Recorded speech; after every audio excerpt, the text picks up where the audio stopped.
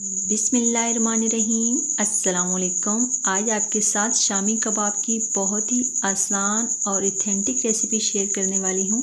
मुझे चीज़ों को कॉम्प्लिकेटेड करना बिल्कुल नहीं अच्छा लगता। मेरी कोशिश होती है कि रेसिपी से रिलेटेड एक एक चीज़ आपके साथ डिटेल के साथ शेयर करूँ, और वो भी बहुत ही कम टाइम में, ताकि आपका टाइम भी ना वेस्ट हो। तो चलिए देखते हैं कि इस आसान सी रेसिपी को कैसे बनाते हैं।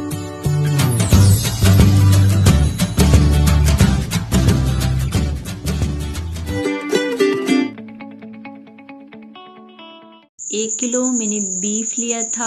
आप मटन भी ले सकते हैं। इसमें हड्डियाँ और छींचड़े वगैरह नहीं होने चाहिए। और एक मीडियम साइज का प्याज रफली चॉप करके, और एक गट्ठी लहसुन की। 1 टीस्पून हम इसमें डालेंगे कुटी हुई लाल मिर्च, 1 टीस्पून साबुत धनिया, और 1 टीस्पून पिसा हुआ गरम मसाला, और हाफ टी स्पून इसमें जाएगी हल्दी, 1 टीस्पून नमक।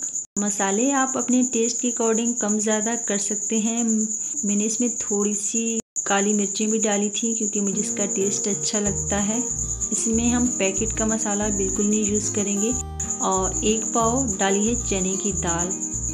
चीज़ें थोड़ी सी ऊपर नीचे हो भी जाएं तो कोई फ़र्क नहीं पड़ता, लेकिन पानी आपको ध्यान से डालना है। आपको पानी इतना डालना है कि ये सारी चीज़ें एक लेवल तक हो जाएं, क्योंकि हम इसे कुकर में बना रहे हैं। अगर आपके पास कुकर ना हो तो आप इसमें पानी इतना डालें जितना आप दाल को गलाने के लिए डालते हैं, क्योंकि गोश्त में नेचुरल पानी मौजूद होता है तो वो गल जाता है।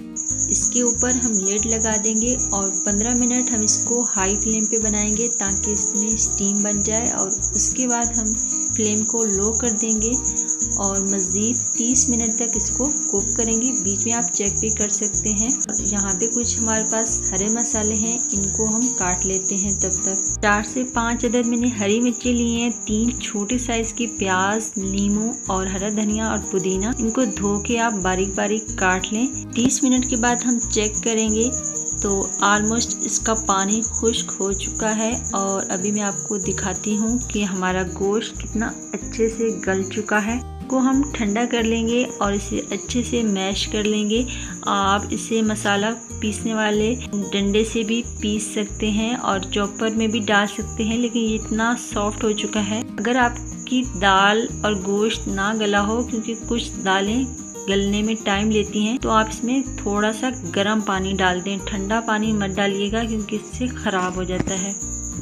और अगर इसमें पानी ज़्यादा बच जाए तो आप इसका ढक्कन उतार के इसे तेज़ फ्लेम पे खुश्क कर लें, तो ये सेट हो जाएगा।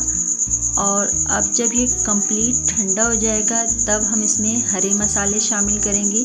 गरम बैटर में कभी भी हरे मसाले मत डालें, वरना हमारा जो कबाब का मिक्सचर है वो पानी छोड़ देगा। इसमें हम इस टाइम नमक मिर्च एडजस्ट कर सकते हैं। मुझे नमक कम लग रहा था तो मैंने और डाला है। 1 टीस्पून इसमें मैंने चाट मसाला डाला है, और बहुत ही बारीक काट के मैंने प्याज, हरी मिर्चें और हरा धनिया और पुदीना डाला है। 1 लेमन जूस भी हम इसमें शामिल करेंगे, इससे बहुत अच्छा फ्लेवर आएगा। और 2 हम इसमें डालेंगे अंडे आप रूम टेम्परेचर या फ्रिज में रखे कोई भी यूज़ कर सकते हैं। और इसे अच्छे से मिक्स करेंगे और इसको हम 1 घंटे के लिए फ्रिज में छोड़ देंगे, ताकि ये बैटर थोड़ा सा सख्त हो जाए और इसकी शेप बनाना आसान हो। अगर आपका बैटर थोड़ा लूज़ हो और आपसे कबाब की शेप ना बन पा रही हो, इसमें 2 से 3 ब्रेड के स्लाइस लें, उससे तवे पे हल्का सा सेक लें और वो तोड़ के आप इसमें डाल दें, तो बिल्कुल आसानी के साथ आप कबाब की टिकिया बना पाएंगे। आप एक बार इसे बना के रख लें तो इसे आप स्टोर भी कर सकते हैं। 1 महीने तक ये बिल्कुल भी ख़राब नहीं होते। तो यहाँ पे मैंने कुछ कबाब बना लिए हैं और इनको फ्राई करते हैं, और बाकी मैं साथ साथ बना लूँगी। शामी कबाब को हम शैलो फ्राई करेंगे और थोड़ा सा हम इसमें ऑयल डालेंगे, तकरीबन 2 से 3 टेबल स्पून। आप घी में भी फ्राई कर सकते हैं। और जैसे ही ये स्लाइटली गर्म होगा, हम इसमें टिकिया डाल देंगे और इसे फ़ौरन ही हम हिलाएंगे नहीं। आप देख रहे हैं इसमें हल्के हल्के से बबल्स आना शुरू हो रहे हैं। और तकरीबन हम 2 से 3 मिनट के बाद हम इनको स्पैचुला की हेल्प से फ्लिप कर देंगे। हार्डली 7 से 8 मिनट लगते हैं इसको फ्राई करने में, और जैसे ही इस पे गोल्डन ब्राउन सा कलर आएगा हम इसको निकाल लेंगे। बिरयानी या पुलाव के साथ इसका कॉम्बिनेशन बहुत ही अच्छा रहता है। आप इसे इजीली स्टोर करके भी रख सकते हैं एयर टाइट कंटेनर में। 1 महीने के लिए बिल्कुल फ्रेश रहते हैं। और मैंने इसको सैलेड के साथ सर्व किया है। बहुत ही टेस्टी और रेशेदार कबाब बनके तैयार हुए थे। अभी मैं आपको तोड़ के दिखाती हूँ।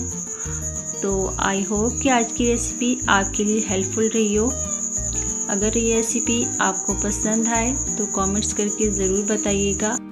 आज के लिए बस इतना ही। इंशाल्लाह किसी और वीडियो में मिलेंगे। तब तक के लिए stay healthy, keep smiling and अल्लाह हाफिज़।